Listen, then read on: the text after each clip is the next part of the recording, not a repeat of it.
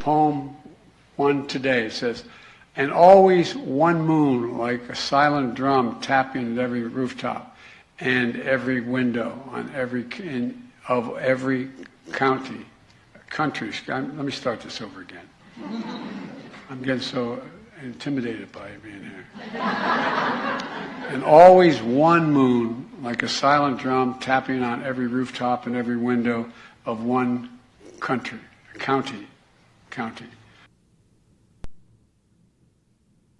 Joining me now, Brigadier General Anthony J, Tata, author of the book Total Empire. General, honestly, we play these clips a lot, and everyone gets a good laugh out of them. We do too. But the truth is, these things matter because Xi Jinping watches when the president speaks, and Vladimir Putin watches, and the Ayatollah watches. And now we have these countries coming together, and we just look weak and inept and dumb, and it does matter.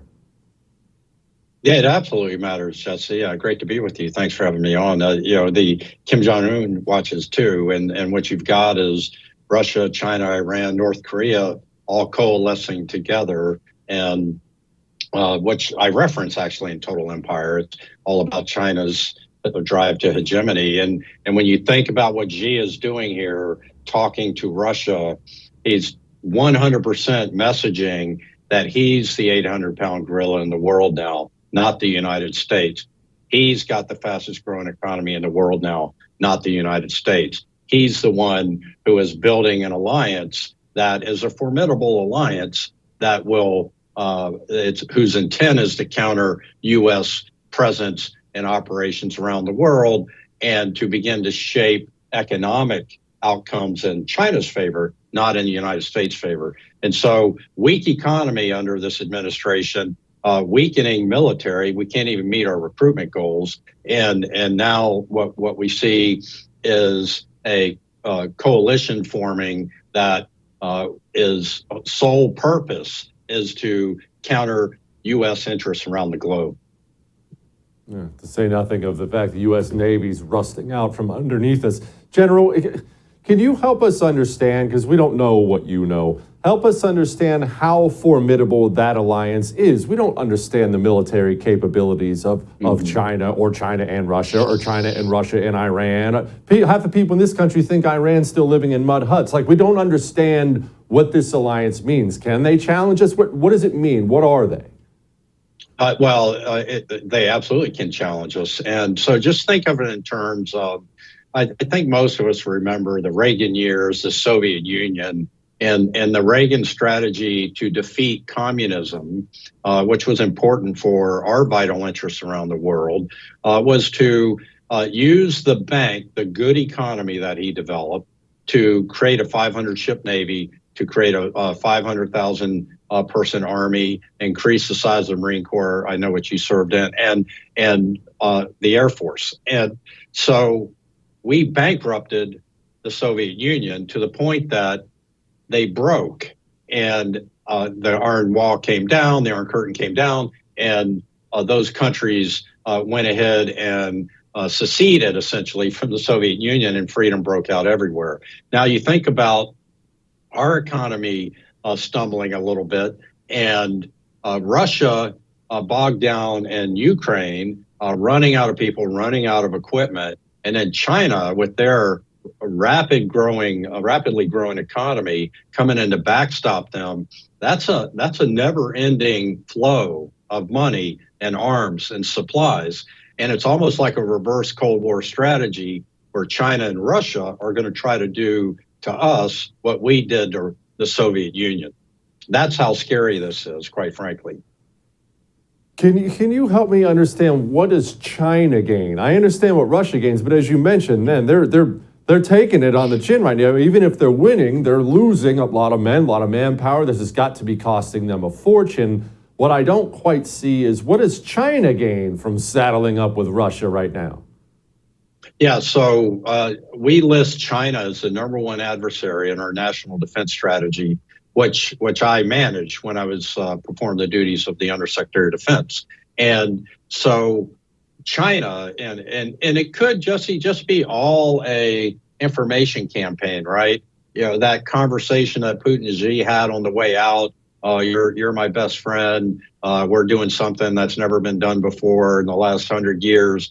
All of that, they knew the cameras were there, the microphones were there. It could just be messaging, and information warfare is a part of warfare. But let's assume, and you always have to worst case your enemy. Let's just assume that it's real. They're going to provide economic support. They're going to provide arms and ammunition. They get to begin to deplete us in this reverse Cold War strategy where we pour more arms, more ammunition, more treasure, hopefully not blood and treasure, but more of everything into Ukraine. We become myopically focused on Ukraine. Meanwhile, that's beginning this death by 1,000 cuts strategy that China supporting Russia gets us sucked into all of that.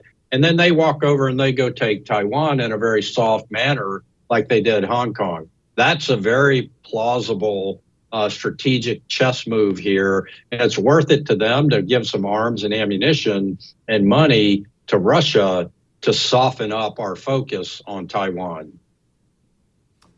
There is another, well, John Kirby was asked about North Korea because I want to ask you about it. Here's a little clip.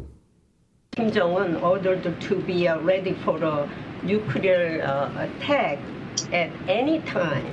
Do you think North Korea's nuclear attack is imminent? We watch it as closely as we can. There's no indications or no information at this time that would lead us to believe that some sort of actual strike by North Korea is imminent.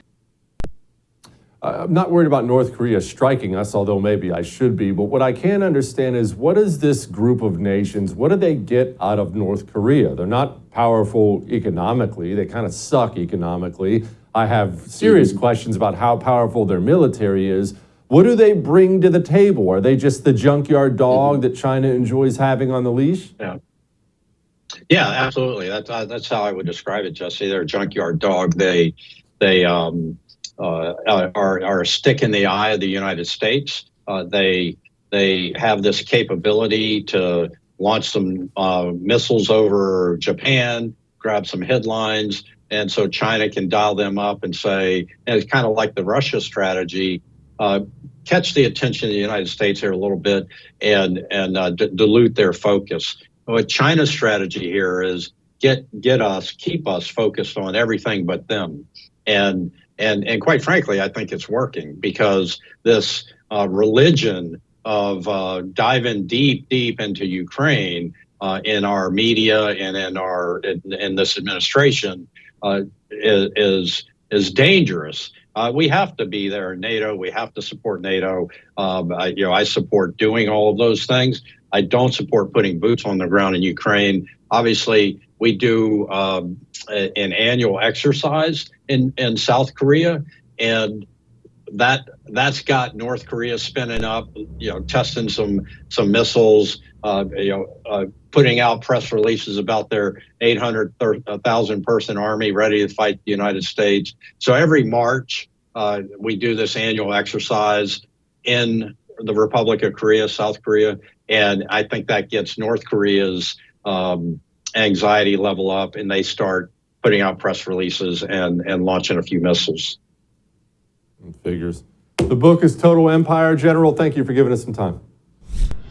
Support the First TV today and get instant access to exclusive specials like Who is Ron DeSantis, the history of FBI scandals, and America's worst presidents. Visit thefirsttv.com/support or download the First TV app to become a supporter and start watching today.